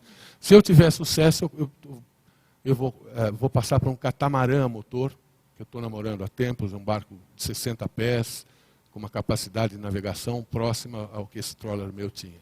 Se eu não conseguir, se eu não tiver tanta sorte, eu volto para a vela, porque a vela é muito mais barata, vou para um veleiro de 50 pés de ferro, que eu já descobri que não é assim tão confortável, mas é um barco, o veleiro é muito robusto. Né? De qualquer forma, até o fim do ano eu estou embarcado e pretendo, já estou fazendo uma nova série no litoral, que vai começar a ser veiculada pela TV Cultura, provavelmente no ano que vem. É uma série onde eu tento mostrar as unidades de conservação. São muito poucas que a gente tem, são só 62 unidades de conservação ao longo aí de todo o litoral brasileiro. e são áreas de extrema beleza ou de extrema importância pela sua biodiversidade, como são parques, tudo são áreas fechadas. A maioria é desconhecida do público, né? E como jornalista eu posso entrar nelas. Fernando Noronha é uma, Abrolhos é outra. Algumas são abertas ao público, mas a maioria é fechada. Então, e essa série, como 90% dessas UCs estão na planície costeira, eu não preciso necessariamente um barco. Eu vou de avião por estado, alugo carro, e assim eu tenho gravado. Quando as UCs estão em praias, eu alugo um barco, arrumo um barco de algum amigo, dou um jeito e vou chegar lá também. Então, essa série, com essas séries e com a venda dessa do resgate, espero poder fazer grana para até o fim do ano, ou no máximo até o começo do ano que vem estar embarcado. E sobre tripulantes, eu gostaria muito, eu tenho um projeto que é para fazer com uma universidade, que eu vou propor. Bom, eu sou muito amigo do dono da, graças a Deus, tenho uns amigos legais, eu sou muito amigo do dono da Unip, o famoso Digênio. E eu tenho um projeto de fazer um barco. Ele tem um barco, né? Ele tem uma escola do mar, ele tem um barco na Amazônia. Então os melhores alunos de geografia, de biologia, não sei o que lá, são premiados e saem nesse barco com os professores, com o médico Drauzio Varela, entram no mato para aprender biodiversidade, não sei o que. Eu estou com um projeto para tentar mostrar para o Digênio, que ficou muito sensibilizado com o meu acidente, foi uma coisa muito dramática. Eu cobri em tempo real. Ele sabe que o barco era... Eu não tenho posses para ter outro barco desse. Eu tive uma sorte enorme de comprar esse barco por um preço muito barato. E ele ficou sensibilizado. Eu estou fazendo um projeto para apresentar para ele, para poder ir com alunos, levar alunos para as viagens que eu faço. E hoje, com a tecnologia que você tem, você já pode ter, custa um pouquinho caro, mas é 20, 30 mil dólares, não é nada demais se você pensar, já é possível ter uma internet que funcione quase como essa dentro do barco. Então, através você pode dar aulas, ir para Fernando Noronha e mostrar, e dar aula, chamar um professor, entendeu? Então, eu estou procurando ver se consigo fazer um projeto assim para sensibilizar uma universidade. Porque é uma forma de eu poder continuar no mar, que eu gosto, e não ser egoísta, estar passando o que eu estou aprendendo para outras pessoas. Quer dizer, digamos assim, dar uma função social para o meu grande prazer que é navegar. E paga minhas contas. Quer dizer, eu não poderia nunca almejar nada melhor. Quando eu trabalhava na rádio, eu tinha inveja desses caras. Eu falava, puta vida, como é que pode? Um Amir Klink, que vida maravilhosa, o fulano de tal, que vai fazer escalada. Eu tinha inveja desses caras. E se eu tive um sonho de criança, assim, foi ser repórter da National Geographic. Pelas viagens. Porque você vê a National Geographic, você vê os caras vão nos lugares mais lindos do mundo, fotografa, escreve. Eu achava aquilo fascinante. De repente, a minha vida deu tanta volta e eu estou aqui me vendo fazendo isso. É muito precário, não é bolinho. Você tem que trabalhar para burro, que nem um camelo, para conseguir patrocínio. É tudo uma guerra. Mas até agora, graças a Deus, eu estou conseguindo. Se Deus quiser, eu vou continuar conseguindo. Obrigado. Bom, mais uma perguntinha, então, se me permite. De norte ao sul, você foi percorrendo, né, a costa e não falou sobre Angra dos Reis. Qual a sua opinião sobre Eu acho que ela foi muito destruída, a Angra. Aqui não dá para mostrar tudo, né? Mas Angra, eu conheci Angra antes da BR-101. Aquilo era cercado de manguezal. Tudo era mangue. Esse mangue foi extirpado para dar lugar a marina, condomínio, casa de segunda residência. Então, Angra dos Reis sofreu muito. É um lugar ainda de uma beleza, para mim, é um dos filões, extirpando as construções horrendas que fizeram por lá, o crescimento desordenado de Angra, mesmo de Paraty, falta de saneamento básico e tudo, mas ainda é um dos lugares mais lindos do litoral brasileiro. Com 300 e poucas ilhas, 400 praias, é uma beleza, tudo num lugar desse tamanho. Mas acho que ela sofreu muito com a ocupação desordenada que a estrada litorânea, que vai do Amapá ao Chuí, proporcionou. Porque depois que ela foi aberta, você não segura mais. Não tinha regra, o governo nunca prepara essas coisas. Aí o nego vai lá, compra a casa, troca por garrafa de cachaça, aí faz uma puta de uma casa de 20 andares, o outro, se ele fez, também posso. Faz também, aí vem o incorporador e vai embora. Eu amo Angra dos Reis até hoje, mas acho linda ainda, mas tem lugares que se você frequenta, você sabe, a feiura com uma grid, especialmente quem vê do mar, né? Mas ainda é um lugar lindo, sem dúvida nenhuma. Sim, o catamarã é uma novidade tecnológica, é um barco muito bom, porque ele tem pouco contato com o mar, né? São pequenas partes então ele tem pouco arrasto. Não, esse catamarã que eu estou pensando não é nem a vela, é um catamarã a motor. Mas mesmo se fosse a vela, eu vou dizer uma coisa para você, ninguém veleja na Antártica, nem o Amir Klink. Ninguém veleja na Antártica. Lá você não veleja, lá é motor o tempo inteiro. Porque lá está assim, calmaria total, em 5 segundos entra 100 nós de vento. Essa sim, ele navegou, ele fez uma circunnavegação passando longe da Antártica, aí sim.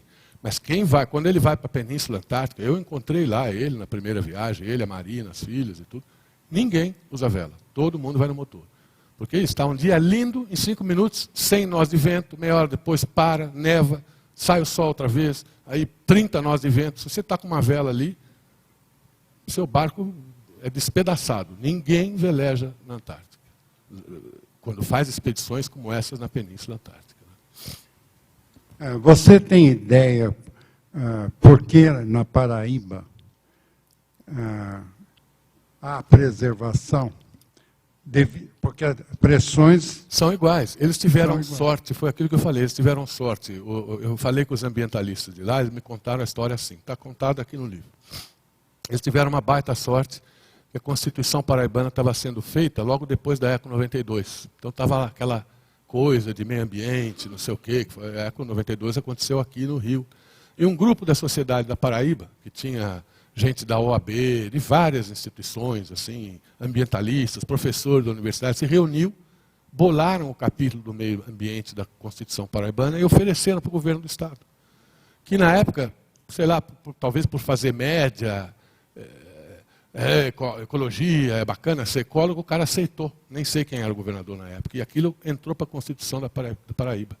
Desde então, os paraibanos me falam, todo ano, os governadores são tentados, subornados, recebem grana de empreiteiras e tudo, que querem, estão loucas para derrubar isso. Derrubar essa proibição, porque aí detonam aquele litoral no minuto. Mas cada vez que acontece isso, eles falam, nós vamos para a rua. Aquele sotaque característico dele. Cada vez que há uma ameaça, nós saímos para a rua, João Lara, e não permitimos. E aí... Então, dentro da sua idealização, essa seria a solução. Eu não vejo Porque, pelo outra. que você disse, Eu a não vejo legislação é muito bem feita. é muito bem feita, mas não há fiscalização. Olha, entrevistei 10 professores da USP, 10 professores da Universidade Federal do Fluminense, das universidades mais importantes do país.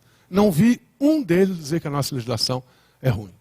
99% fala, é a melhor do mundo. Pensou em tudo, porém é inexequível. Porque o órgão encarregado de fiscalizar não tem verba, não tem equipamento, tem pouca gente. Falta vontade política. Dinheiro tem. A gente sabe que tem dinheiro. Mas os caras preferem fazer, sei lá, construir estádio, não sei. Não sei se deveria fazer, dar para meio ambiente ou construir hospital, escola, mas enfim, a gente sabe das nossas carências. Está aí o movimento de rua que fez o barulho que fez. Eu sei que tem dinheiro, falta vontade política. Obrigado. Não tenho dúvida. Bom, então, considerando só a costa do Nordeste, tirando Norte e Nordeste, tirando a Paraíba, nesse outro cenário desolador que você mostrou de fotos, não tem nenhum movimento... Tem poucas ONGs, é gozado isso. Eu me surpreendi com a quantidade pequena de ONGs que eu achei no Nordeste. No Maranhão, por exemplo, não desconheço se existe uma. Talvez tenha, mas eu desconheço. Procurei e não achei. No Ceará já tem, mas são muito tímidos. Sabe, isso funciona mais no Sudeste. Eu tenho aqui minha tese, já discuti isso com várias plateias, sei lá se ela é verdadeiro ou não, mas eu acho que isso acontece porque o Sudeste tem mais opção de imprensa livre. Você tem aqui um Estadão, uma Folha, uma Veja. Não é que nem o Nordeste, que todas as televisões estão na mão de algum político. Quem retransmite a Globo na Bahia é o Sarney, quem retransmite no Maranhão, Aliás, quem retransmite no Maranhão é o Sarney, na Bahia a família do ACM, na Paraíba a família do Cacique, e assim sucessivamente. E os jornais também são, todos podem levantar propriedades. 99,9% dos jornais do Nordeste é tudo deputado, senador, etc, etc, etc. Então esses assuntos lá são vedados. E isso não gera, então não comove a opinião pública, entende? Porque a Globo tem lá suas obrigações. Eu, se fosse a Globo, não ia tratar meio ambiente como eu estou tratando agora com vocês. Eu não posso fazer aquilo lá, tem muito a perder. Eu posso colocar, mas você tem que colocar de um jeito. Eu não posso chegar na Globo e falar 90% é dono de político. Os políticos vão retaliar a Globo. Não, entendeu? Então, mas posso dizer que é um absurdo, não preciso dizer quem é o dono. Você pode fazer, né? Mas o fato é que eu vejo que a reação que existe no Sudeste é completa e no Sul, completamente diferente da que existe no Nordeste e no Norte. Lá eu praticamente não vi opinião pública, exceto em algumas universidades. Aí você vê professores que ficam indignados com a situação, mas também não tem a quem recorrer, porque não tem ONGs com força. Quando a gente foi lá, eu era recebido com tapete vermelho em todas as universidades, porque eles começaram a ver o programa e viam os colegas dele dando entrevista. Foram eles que me davam as dicas. Eu nunca soube que a duna é um aquífero, que você não pode construir em cima da duna, porque isso ou aquilo. Eu também mal sabia a importância do mangue. Eu aprendi tudo com esses caras. E eles começaram a ver, eles têm uma rede, começaram a se falar. Quando eu cheguei no Ceará, tinha fila de professor para falar comigo. E vinham me contar sacanagem. Olha, aqui esse governador fez isso, aquele fez aquilo, não sei o quê. Você via esses caras, porque eles passam a vida inteira pagos pelo Estado, pagos pela gente, para estudar aquelas coisas, mas o poder público, o governo, não utiliza a sabedoria deles. Eles têm uma grita danada. Esses professores falam, pô, João Lara, quando o governo federal quer fazer alguma coisa, chama uma ONG. E nós que estamos aqui a vida inteira estudando isso, a zona costeira, okay, não somos ouvidos. Devia, né? Porque eles são os verdadeiros especialistas. Então, fui muito ajudado por ele, mas ONG, assim, com a força que você vê, São Paulo, Rio, muito pouco. Bom, então, vamos agradecer novamente. Obrigado. Professor João Lara.